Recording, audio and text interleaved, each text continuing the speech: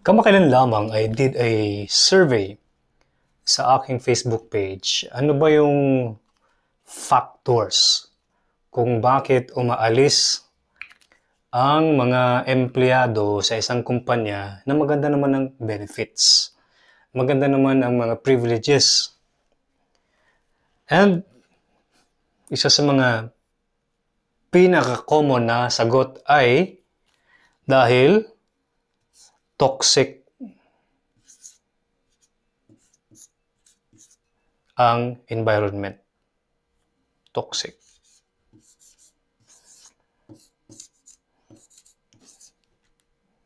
Ito, sigurado. Aalis ang sinumang matinong empleyado. Kahit na may maganda pa siyang benefits. Right? So the next question is, bakit siya naging toxic? Marami ang mga factors kung bakit nagiging toxic ang isang environment. At kung hindi ito ma-correct, sayang yung mga tao na quality. Yung mga tao na nagpe-perform. Yung mga tao na alam mo, asset sa iyong organization, sa iyong negosyo. At imagine kung pupunta sa iba, sa direct competitor mo, na ang laki ng kanyang ambag sa iyong kumpanya. At doon niya ngayon, ita-transfer ang kanyang lahat ng mga nalalaman, ang kanyang galing, ang kanyang energy, kanyang effort, at ang kanyang following sa social media. You see? All because toxic environment. So, isa sa mga reasons, mga or factors kung bakit naging toxic ang environment ay ito. Dahil sila ay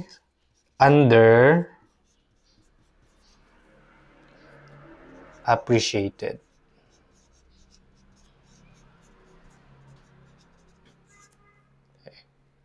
Hindi sila nare-recognize. So, resulta, hindi sila happy. Kasi kahit sino, napaka-importante ma-appreciate. Kahit nga aso, alam mo ba, kunting pat lang sa aso, akala niya nakapanalo na siya ng sweepstakes. Aso yun How much more yung tao na talagang bigay todo sa pagtatrabaho sa iyong negosyo o sa iyong kumpanya, sa iyong organization. But it is because we assume na hindi gaano ka-importante. Needless to say, needless to do. Hindi naman yan significant, hindi naman yan talagang nagre-reflect sa aming revenue, yung appreciation na yan. No, you are mistaken.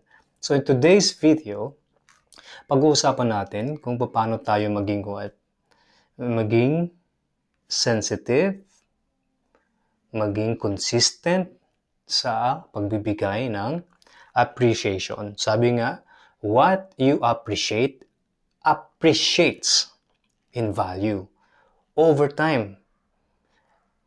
Kaya may mga tao talaga na nagse-celebrate ng birthday, hindi lang ng kanilang pamilya, kundi ng kanilang mga pets, even ng kanilang mga gamit, sasakyan, at even ng kanilang years of service sa isang company. You will not celebrate that kung ikaw nasa toxic environment ka. So by appreciating itong mga blessings sa ating buhay, itong mga privileges, itong mga lalo tayong umi-improve, lalo tayong gaganahan, lalo tayong namomotivate. Okay, so bago natin pag-usapan yung mga strategy, pag-uusapan natin muna bakit may mga employers, may mga business owners na hindi nila ina-appreciate ang kanilang mga tao. Ano ba yung mga common na mga misconceptions? Bakit hindi ito binibigyan ng pansin. Okay? So, ito yung mga wrong, no? Wrong assumptions. Napaka-helpful nitong exercise na to because for all you know, isa sa mga assumption dito, meron ka. The good thing is, now that you know, you can make proper correction. So, assumption number 1 is, yung akala natin, no, may initiative yung ating tao. Initiative. For, again lang nating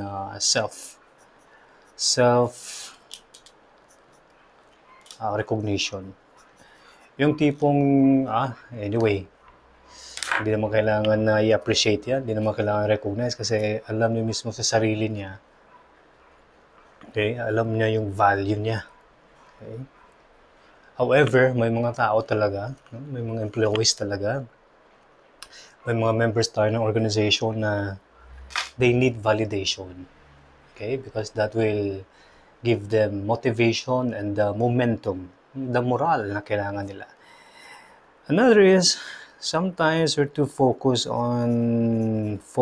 only on pay. Ayan. Akala natin yung appreciation hindi importante because anyways, kompleto naman sila sa sweldo. Kompleto naman sila sa benefits. See? Another misconception din is, ayun, in terms of expectations, hindi tugma ang expectations. Nag-expect ang employee to be recognized for a job well done sa particular na category or project. Nag-expect naman ang bossing na, bakit kita i-recognize? Trabaho mo yan. See? So, kasi walang defined na goal, criteria, or yun nga, standard kung ano talaga ang mga bagay na nare-recognize. Number 4, na posible rin, no? Na maling concept about appreciation is yung tinatawag na personalized recognition. Personalized versus yung generalized. Which means, bakit ko pa kailangan na i-recognize yan? Anyway, meron naman tayong General Assembly. Anyway, lahat-lahat naman ina-appreciate natin.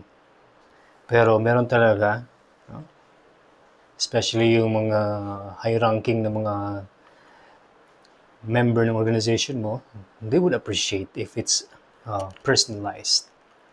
So, that's a wrong assumption. And I think the most important thing dito is yung hindi natin ina-underestimate natin. No? We underestimate.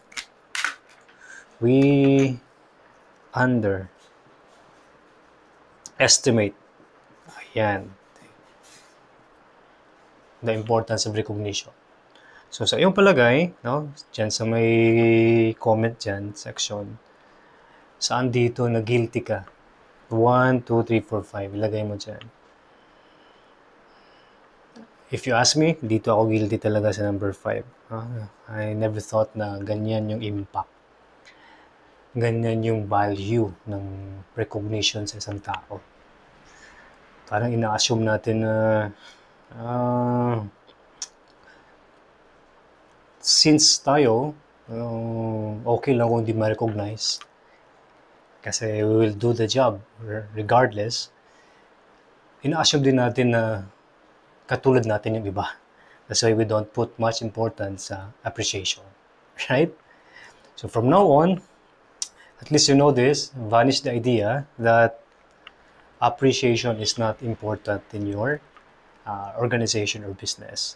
So the next question is, paano natin gawing consistent, gawing fair, gawing strategy in our business, in our organization, such that lalo itong magpapalakas ng ating business. Una-una dyan, importante, no? As a business owner, we need to identify. Okay? Ano yung mga triggers? Okay? Or ano yung mga situations? Okay? Wherein deserve ma-recognize, deserve mabigyan ng appreciation. Okay? Example dyan, ayan, big account, nakasecure ng malaking account. Or, yun nga, naka-close ng malaking account, naka-close ng deal, or nakabenta, no, ng bagong product, or naka-come up ng new process. Dapat recognize yan. Or, new process, or di kaya na-promote. Regardless kung big promotion, small promotion, now we know that itong mga bagay na ito must be recognized. So that's important. Another is yung manner. Okay? Manner or mode or ways, or ito yung the how, no? The how. Kung paano natin binibigyan ng appreciation o ng recognition yung ating mga tao. Okay, paano ba? Is it publicly? Is it private? Okay. So these are ideas na makakatulong big time kung paano maging predictable and sustainable and duplicatable. Ma-replicate ang appreciation. Kasi ito, sabi nga sa kanina na ating discussion, this can elevate your business, but absence ng appreciation can cause yung tinatawag nating toxic na environment. So pag big account, malaking deal ang na-secure, kailangan ba talaga i-publicize o pwede private lang? So you decide. But syempre, pag ganito, you have to publicize. Okay? You have to publicize. And another thing that you need to consider is ano yung schedule. Okay? Schedule. Ano ba yung schedule ng ating pag-appreciate?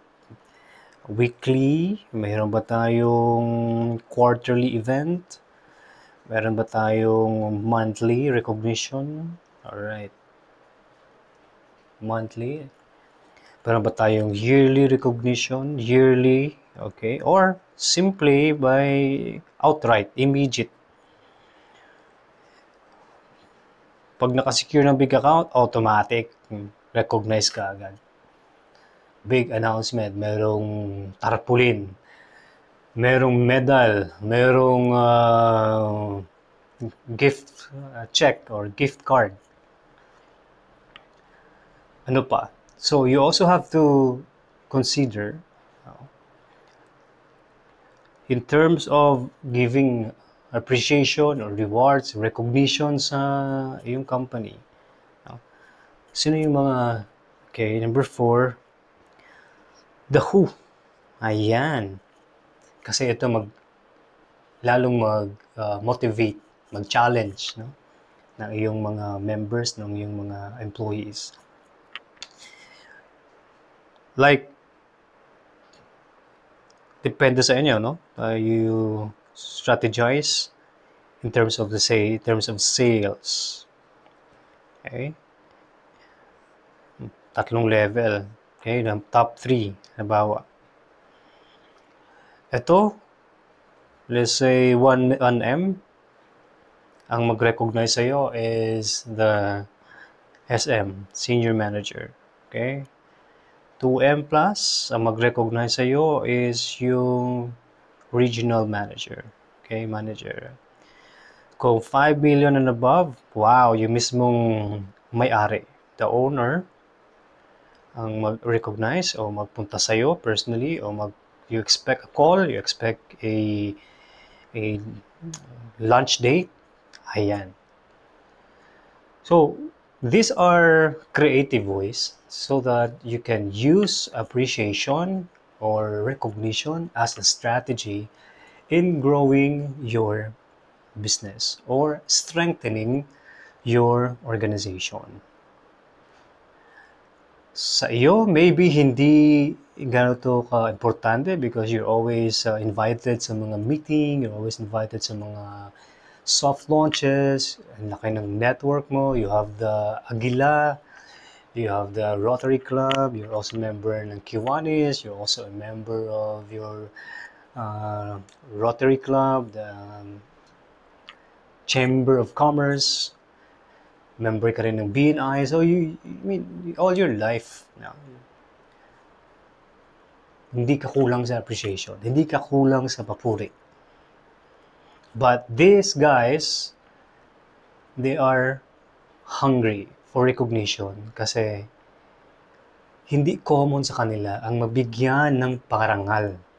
And it doesn't have to be big time na parangal. Sometimes just a small recognition, plaque of appreciation is just ilagay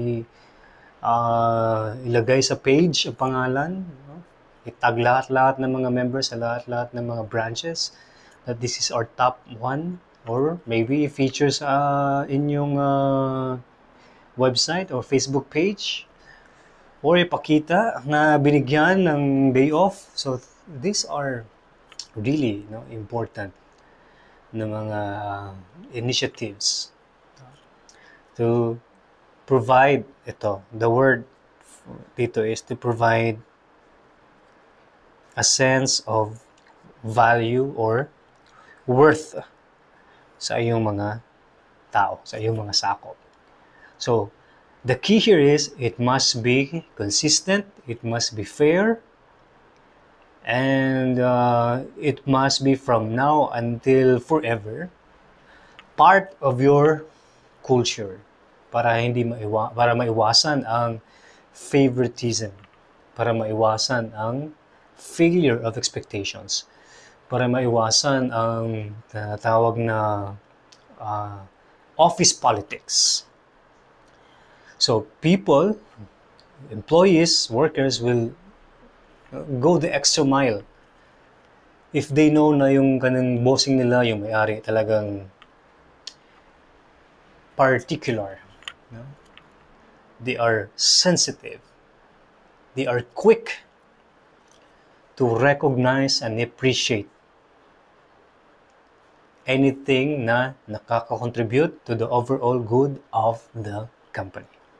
So if you want ideas like this, if you want to brainstorm and if you want to discuss this in your organization and iba pang mga strategies to grow your business, to train your employees, to develop your core people, give us a message. In fact, we're offering 30-minute free consultation if you have 20 plus employees in your business and you're thinking of having a corporate training, an intensive training, at ano pa yung mga ideas na pwede nyo explore. So we'll help you do that. Just give us a message. So I hope you enjoy this. I hope you find value. And if in case you have other ideas in mind na pwede natin idagdag, pwede natin ilagay dito to enhance our presentation last time, kindly share them in our comment section.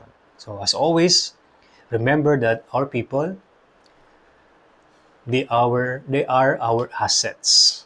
And in order na yung asset nag-appreciate yung value over time, we need to appreciate them. Thanks for watching and see you next time.